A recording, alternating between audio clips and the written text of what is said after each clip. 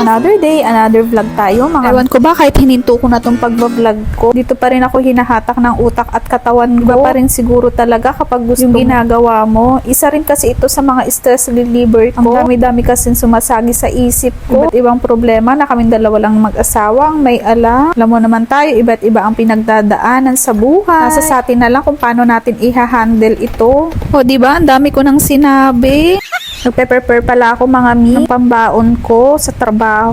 4:30 pala ako ng umaga bumabango. Para makatipid, kailangan ko magbaon. Ay, tinimpla pala kagabi si daddy na ginili. Pang Shanghai talaga ito, pero wala kasi kaming wrap. Kaya sabi ko, magpiprito na lang ako at piprituhan ko lang din si Amara para may pang breakfast na din siya. Kaya nga nagsalang na ako at nagprito. Sa umagahan naman, magbabaon ako ng tinapay. At para itong aking kakainin sa umaga, ipapartner ko na lang ang mainit na gatas dahil hindi ako dahil ayoko na namang abutin ako ng papalpitate. Binaon ko din pala yung natirang sabaw namin kagabi na may miswa. At pagkatapos ko nga magluto, inilagay ko na pala ito sa isang baunan para isahang bit-bit na lang at isahang bukas na lang din sa baunan. Hinugasan ko na din pala mga ang mga ginamit ko sa pagluto at nag-imis ako ng at para naman kahit papano paggising ni daddy ay malinis na ang bahay. At ito nga naka-ready na ako dahil 5:30 ang aking service. Malapit lang din naman sa bahay. Mas convenient sa akin na may carp kesa dahil pag naka-carpool ako, alam kong hindi ako malilate sa trabaho. Ayan nga at magpa 5:30 na kaya kailangan ko nang umalis sa bahay. Medyo maulan pala niyan kaya inihatid muna ako ni daddy sa may kanto. At ito nga nakasakay na ako sa carpool. At I'm here. Magmula dito papuntang office, maglalakad ako ng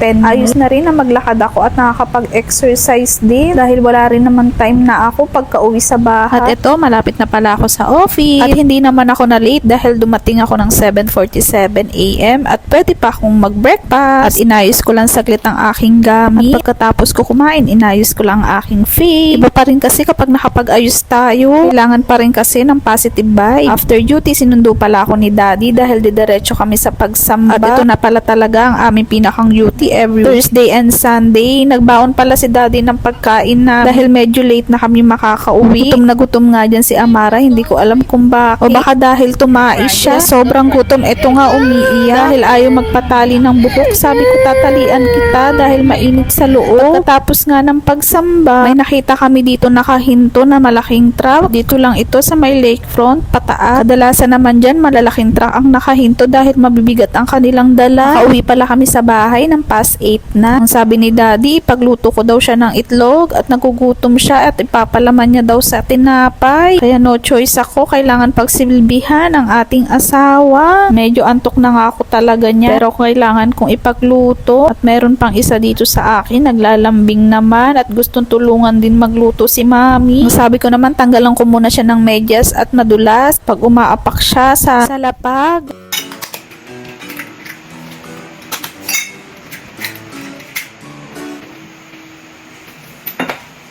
Madali ang luto na nga ito mga gusto ko na nga talagang matulog at magpahinga. Ang bedtime ko si talaga ay 9 to 10. At kapag inabot na ako ng alas 11, iba na ang pakiramdam ko. Kaya dali-dali ko nang itong niluto kahit hindi pa nga mainit ang mantika. Nilagay ko na kaagad yung itlog. At ito nga, naluto na din. Iniwan ko na pala silang dalawa dito. At sabi ko sila nang bahala kumain. Iniwan ko na rin si Amara. At tapos naman ang linisan ni daddy ang kanyang sasakyan. Sabi ko ay aakyat na ako at inaantok na talaga ako at hindi ko na kaya. Ewan ko pa kapag antok na ako, gusto ko matutulog na talaga ako. Nagtoothbrush lang ako dyan at naghilamos gamit ang perlas na binibenta ng company. At yan nga, nakahiga na ako. Si Amara ipinasok pa ang kanyang mga laruan at gusto pang maglaro. Sabi ko, kayo nang bahala ni daddy mo ang maglaro. At ayan pala mga ang ganap namin sa buong maghapon.